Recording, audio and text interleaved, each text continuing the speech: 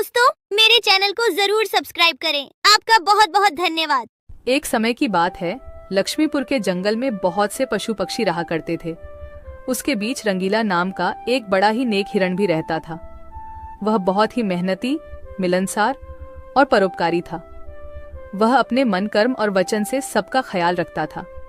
किसी का स्वास्थ्य खराब होने पर वह हालचाल लेने के साथ साथ उसके उपचार की भी व्यवस्था करता था। वह जहां रहता था वहां अपने मेहनत से चारों तरफ हरियाली रहता था। एक बार रंगीला स्वयं बीमार पड़ गया। उसे ऐसा बुखार चढ़ा कि उतरने का नाम ही नहीं ले रहा था। उसने स्वयं कुछ जड़ी बूटियां खाई, लेकिन कोई लाभ नहीं हुआ। उनकी बीमारी की खबर पूरा जंगल में फैल गई थी, लेकिन उसे देखने के लिए कोई नहीं आया। तब उसका मन अधिक मुरझा गया। उसे उठा नहीं जा रहा था। फिर भी वह उठकर थोड़ा आगे आया और उसने देखा कि 2 हिरण उनके इलाके में आ गए थे। वह उनके बड़ी बड़ी हरी हरी घास खा रही थी। उन्होंने जब रंगीला को देखी तो मुस्कुराने लगी। अरे रंगीला, कैसी है तुम्हारी तबीयत? हम लोग तो तुमसे ही मिलने आए हैं, तुम्हारा हालचाल जानने आए हैं। हाँ रंगीला, मैंने सुना तुम्हारी तबीयत बहुत खराब है, तो हमसे रहा नहीं गया, इसीलिए चले आए हैं। अब बताओ, कैसी तबीयत है तुम्हारी? तबीयत में कुछ सुधार नहीं आया है, अब कोई दूसरी दवा लेनी पड़ेगी। हाँ हाँ, अच्छी दवा लेना और अपनी ख्याल रखना। अब तुम आराम करो, हम चलते हैं। रंगीला मुड़कर अपनी घर के तरफ चला गया और इधर दोनों हिरण फिर से रंगीला के इलाके के हरे हरे घास खाने लगी। हमने इस जगह के बारे में जितना सुना था उससे कहीं ज्यादा पाया। रंगीला ने बड़ी मेहनत से ये गुलशन सजाया है। चारों तरफ हरियाली ही हरियाली है। देखकर और खाकर तबीयत खुश हो गई। अभी पेट भरकर खा लेता हूँ, फिर कल रंगीला से मिलने के बहाने आ जाऊंगा। हमें रंगीला से क्या काम, हमें तो यह हरियाली खींच लाई है। चलो, हम फिर कल आएंगे रंगीला से मिलने के बहाने। जब दोनों हिरण का पेट भर गया तब वह वहां से चले गए और अपने इलाके में जाकर वह रंगीला के इलाके के हरे हरे घास के बारे में तारीफ करने लगे। अरे भाई, यहाँ सूखे घास खाकर पड़े हो, वहाँ जाओ रंगीला के दरबार में, रंगीला का हालचाल पूछो और पेट भर के हरे हरे घास खाओ। बहुत अच्छा है रंगीला, उसके बीमार होने पर भी हमें हरे हरे घास खाने के लिए मिल रहे हैं। रंगीला बहुत अच्छा है, बड़ा ही नेक हिरन है, उसके बीमार होने पर भी हमें हरे हरे घास खाने के लिए मिल रहा है। इससे अच्छी बात और क्या हो सकती है। वहां बहुत सारे हिरण की टोली बन गई। वह सब रंगीला के पास पहुंच गए और रंगीला का हालचाल पूछने लगे। पहले तो रंगीला को इस बात की बहुत खुशी हुई कि कितने सारे लोग इनके हालचाल पूछने आ गए, लेकिन उसके बाद का नजारा देखकर रंगीला का सर चकरा गया। सारे हिरण उनके इलाके के घास खाने में जुट गए थे। कुछ हिरण तो फल भी खा रहे थे। उनके पास सर उठाकर इधर उधर देखने की भी फुर्सत नहीं थी। रंगीला बेचारा मन ही मन सोचने लगा कि यह लोग मेरे पास 2 घड़ी भी नहीं रुके और घास खाने में जुट गए। अगर यही हाल रहा तो मेरे इलाके के सभी घास खत्म हो जाएंगे, मेरे खाने के लिए भी कुछ नहीं बचेगा। लेकिन उसके थोड़ा देर बाद ही उनका मित्र भालू वहां आ गया। उसके आने में देर हो गया था। माफ करना दोस्त, मुझे आने में देर हो गई है। तुम्हारे लिए औषधि लाने बहुत दूर चला गया था। औषधि तो मिल गई, लेकिन आने में थोड़ी देर हो गई। ये जड़ी बूटी तुम जल्दी खा लो और जल्दी से ठीक हो जाओ मेरे दोस्त। रंगीला ने वह औषधि खाई और कुछ देर बाद ही उसे आराम मिलने लगा। उसका दोस्त भालू उनके साथ ही रुका रहा और 2 दिन के बाद रंगीला का तबीयत ठीक हो गई। लेकिन उनके खाने के लिए न कोई घास बचा था, न कोई फल बची थी। उनकी सारी मेहनत पर पानी फिर गया था। वह बहुत उदास हो गया। दोस्त रंगीला, मैं जानता हूँ ये मतलब का संसार है। ज्यादातर यहाँ सब दोस्ती दिखावा का ही करते हैं। सब अपने फायदे की सोचता है। तुम चिंता मत करो, हम दोनों मिलकर यहाँ फिर से अपना गुलशन सजाएंगे, एक नई दुनिया बनाएंगे। इस कहानी से हमें यह सीख मिलती है कि मन में कपट रखने वाला मित्र शत्रु से भी ज्यादा खतरनाक होता है। दोस्तों, मेरे चैनल को जरूर सब्सक्राइब करें। आपका बहुत बहुत धन्यवाद। सरयू नदी के पास एक बहुत बड़ा जंगल था। उस जंगल में काफी सारी जानवर रहते थे जो प्यास लगने पर नदी में आकर पानी पीते थे। नदी के दूसरे किनारे पर एक और छोटा सा जंगल था जहां बहुत कम जानवर थी। एक दिन बड़ी जंगल का छोटा खरगोश सरयू नदी के पास आकर पानी पी रहा होता है। तभी नदी के दूसरी ओर खड़ा एक बाघ उसे देख रहा होता है। यह खरगोश आज मेरा भोजन बन सकता है। वैसे भी मेरे जंगल में अब शिकार करने लायक जानवर बचा भी नहीं है। क्यों न मैं नदी के उस पार वाले जंगल में जाकर शिकार करूं।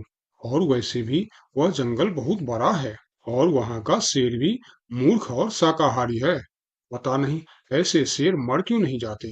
बाघ खरगोश को देखकर शिकार करने की सोचता है और शिकार करने की लालच में नदी के दूसरी ओर चला जाता है। अपनी ओर बाघ को आता देख खरगोश वहां से भागने लगता है, पर तभी बाघ उसे आवाज देकर रोक लेता है। अरे खरगोश, मुझे देखकर कहाँ भाग रहे हो? तसल्ली से पानी पी लो भाई। मैं तो बस तुमसे बात करने आ रहा था। क्या तुम सच बोल रहे हो? हाँ, मुझे तुम्हारे जंगल का शेर सिंह के बारे में बात करना है। मैंने सुना है कि वह तुम्हारा बहुत चिंता करता रहता है। खरगोश समझ चुका था कि बाघ उसे अपनी बातों में फुसलाने की कोशिश कर रहा है। इसीलिए खरगोश उसकी बातों का कोई जवाब नहीं देता और तुरंत वहां से भागने लगता है। परंतु खरगोश बाघ से तेज नहीं भाग पाता और बाघ उसका शिकार कर लेता है। यहाँ के जानवर बड़ी आसानी से शिकार हो जाते हैं, तो क्यों न मैं इसी जंगल में रहकर आसानी से शिकार किया करूं। बाघ अभी इसी जंगल में रहकर ही शिकार करता रहता है। इस तरह से जंगल में जानवर कम होने लगते हैं।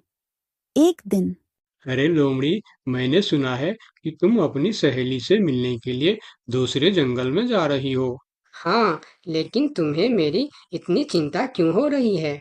देखो लोमड़ी, तुमने सांप के अंडे के साथ जो हरकत की थी, जिसके लिए तुम्हें शेर सिंह ने सजा दी थी, इसके लिए तुम जंगल से भाग नहीं सकती। लेकिन मैं भाग नहीं रही हूँ। मैं तो अपनी सहेली से मिलने उस जंगल में जा रही हूँ। पर मुझे शक है कि तुम मौके देखकर भाग भी सकती हो, इसीलिए मैं तुम पर नजर रख रहा हूँ। देखो भैया, मैं शेर सिंह की हुक्म का पालन कर रही हूँ, लेकिन तुम अपना ड्यूटी ढंग से नहीं कर रहे हो। क्यों? तुमको क्यों लग रहा है कि मैं अपनी ड्यूटी ढंग से नहीं कर रहा हूँ? दरअसल इस वक्त तुम्हें जंगल में हमारी जानवर पर ध्यान रखनी चाहिए, क्योंकि हमारी जंगल की जानवर कम हो रहे हैं। सुना है जंगल में कोई शिकारी घुस आया है जो हमारे जानवरों का शिकार कर रहा है। लोमड़ी, तू चालाक है, ये मैं जानता हूँ, लेकिन मैं भी इतना बेवकूफ नहीं हूँ, ये तू जान ले। मैं तेरे बातों में नहीं आने वाला। याद रखना, अगर आज तुम मेरे बातों पर यकीन नहीं करोगे तो तुम भी किसी दिन कोई शिकारी जानवर का शिकार बन जाओगे। चाहे जो भी हो जाए, मैं तुम्हें यहाँ से जाने नहीं दूंगा। देखो, मेरा जाना बहुत जरूरी है। मैं 2-3 दिन में वापस आ जाऊंगी। मुझे जाने दो। ठीक है, मैं तुम्हें जाने दूंगा, लेकिन मेरा एक शर्त है। शर्त? कैसी शर्त? यही कि तुम्हें उस जंगल के थाने में जाकर रोज हाजिरी देनी होगी। मुझे मंजूर है। लोमड़ी को पता था कि जंगल से जानवर कम हो रहे हैं, इसीलिए वह हाथी की शर्त मानकर वहां से चली जाती है। वहीं दूसरी ओर हाथी जंगल की निगरानी करने लगता है। तब दिखता है कि जंगल से कुछ खरगोश गायब है। इस चिंता में कई खरगोश आपस में बात भी कर रहे होते। देखो भाइयों, हमें सावधान रहना होगा, क्योंकि जंगल से खरगोश गायब हो रहे हैं। हाँ, लेकिन इस बात का फरियाद हमें शेर सिंह को करनी चाहिए। तभी खरगोश की बात सुनकर हाथी उनके पास आता है। क्या हुआ है भाई?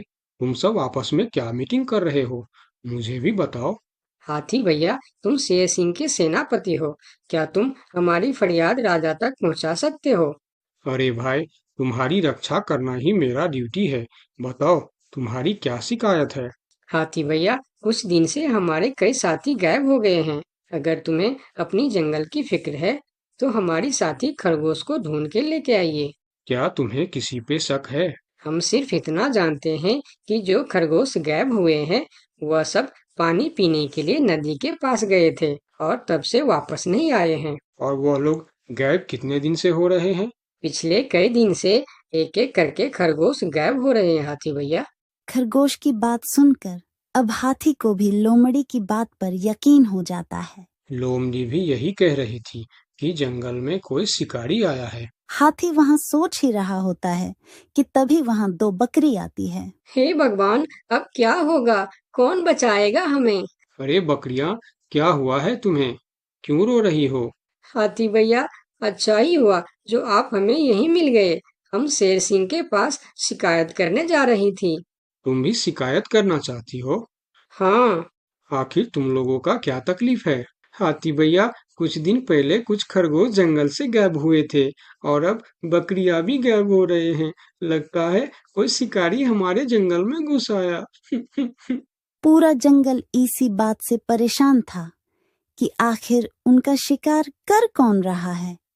अब वह सभी मीटिंग के लिए शेर सिंह के पास जाते हैं और सारी बातें शेर सिंह को बताते हैं, जिस पर शेर सिंह अपनी जंगल की जानवरों से कहता है, आप सब फिक्र मत करो, मैं बहुत जल्द पता लगा लूंगा कि यह काम किसका है और कौन हमारे जंगल का जानवरों का शिकार कर रहा है। तो अब हम क्या करेंगे शेर सिंह? आप लोगों से हमारी यह विनती है कि आप लोग जंगल से बाहर नहीं जाएंगे। जिसको भी पानी पीना है वह इसी जंगल का तालाब का पानी पिएगा। महाराज, आपका ये हुक्म हमें कब तक पालन करना होगा?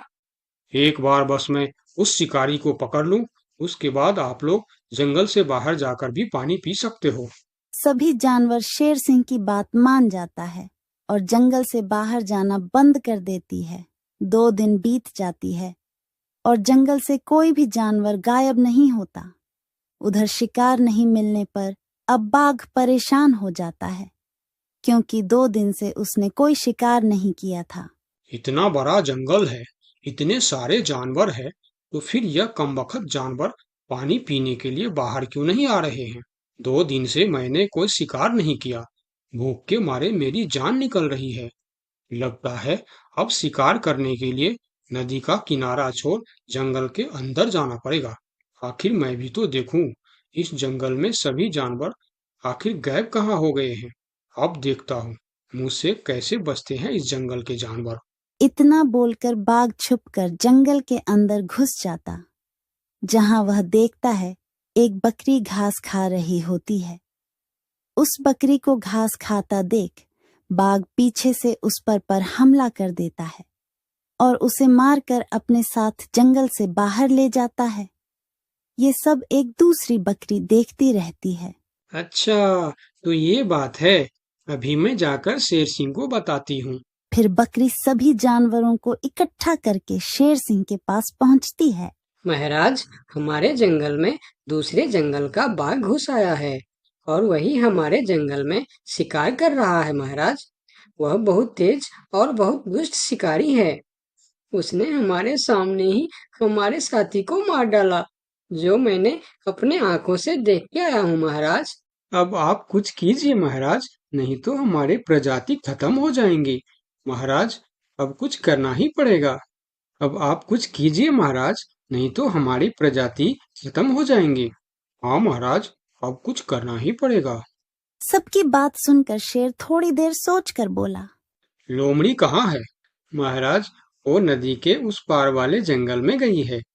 शेर सिंह लोमड़ी के मदद से बाघ को पकड़ने का मन ही मन प्लान करके बोला, देखो, इस जंगल का जानवरों का रक्षा करना हमारा पहला कर्तव्य बनता है और मैं आप लोगों की रक्षा जरूर करूंगा। बस आप सबको मेरा साथ देना होगा। जैसे मैं बोलूंगा वैसे आप सबको करना होगा। हाँ, हम सब तैयार हैं महाराज। तो सुनो, आप लोगों में से कोई भी उस नदी के किनारे नहीं जाएगा। और जब वह शिकारी को शिकार नहीं मिलेगा तब वह जंगल के अंदर आने के लिए मजबूर हो जाएगा, और वो जब जंगल के अंदर आ जाएगा तब मैं जंगल के किसी एक जानवर को उसके सामने भेजूंगा। फिर जैसे ही वह मेरे भेजे हुए जानवर का शिकार करने जाएगा, हम सब उस पर हमला बोल देंगे। मतलब हम में से किसी एक को अपनी जान खतरे में डालनी होगी महाराज। हाँ, मगर मौत के मुंह में जाने के लिए कौन तैयार होगा महाराज, वह तुम्हें कल पता चल जाएगा। शेर सिंह अपने गुप्तचरों द्वारा लोमड़ी को संदेश भिजवाकर उसे वापस बुलाता है। आपने मुझे इतनी रात में यहाँ क्यों बुलाया महाराज? लोमड़ी, मैं तुम्हारी सजा माफ करना चाहता हूँ, मगर तुम्हें मेरा एक काम करना होगा। सजा से छुटकारा पाने के लिए मैं कुछ भी करने के लिए तैयार हूँ महाराज। ठीक है, तो सुनो। लोमड़ी की हाँ करती ही शेर सिंह ने बाघ को पकड़ने का प्लान उसे बता दिया। महाराज, जब बाघ मेरा शिकार करने आएगा तब आप मुझे टाइम पर आकर बचा तो लेंगे ना? मैं शेर हूँ, कोई नेता नहीं जो वचन देकर मुकर जाऊंगा। तुम निश्चिंत रहो, तुम्हें कुछ भी नहीं होगा। अगले दिन प्लान के अनुसार लोमड़ी नदी के किनारे जाता है। शिकार को आता देखकर बाघ खुश हो जाता है। वाह, आज मुझे पेट भरकर खाना मिलेगा। शिकार के नजदीक आते ही मैं उसे मार दूंगा। लोमड़ी डरते डरते नदी के किनारे पहुंच जाता है। हे भगवान, टाइम पर शेर सिंह को भेज देना। कैसी हो लोमड़ी? मैं ठीक हूँ बाघ भाई। अभी तो तुम ठीक हो, लेकिन थोड़ी देर बाद ठीक नहीं रहोगे। क्या मतलब? मतलब ये कि मैं अभी भूखा हूँ, और जब मैं भूखा होता हूँ तो किसी का भी शिकार कर लेता हूँ। इतना बोलकर जैसे ही बाघ लोमड़ी की तरफ जाता है, वो शेर सिंह के जाल में फंस जाता है और वहां सारी जानवर आ जाता है। बाघ, तू शिकार के लालच में मेरे चंगुल में फंस गया है। अब तेरी कहानी खत्म। तुमने मुझे धोखा दिया शेर सिंह। जैसी करनी वैसी भरनी, मुहावरा तो तूने सुना ही होगा। बाघ, तू सबको धोखे से मारता था, इसीलिए मुझे तुम्हें भी धोखे से मारना पड़ा। मुझे माफ कर दो शेर सिंह, मैं हमेशा के लिए जंगल छोड़कर चला जाऊंगा। तूने हमारे जनता पर अत्याचार किया है, अब तुम्हें इसका हिसाब चुकाना पड़ेगा। साथियों, अपना बदला ले लो। शेर सिंह की आज्ञा मिलते ही सारे जानवर उस बाघ पर टूट पड़ता है। इस तरह से शेर सिंह अपने चालाकी और सूझबूझ से अपने जंगल के जानवरों की रक्षा करता है। इस कहानी से हमें यही सीख मिलती है कि धोखे का अंजाम धोखा ही होता है, जैसी करनी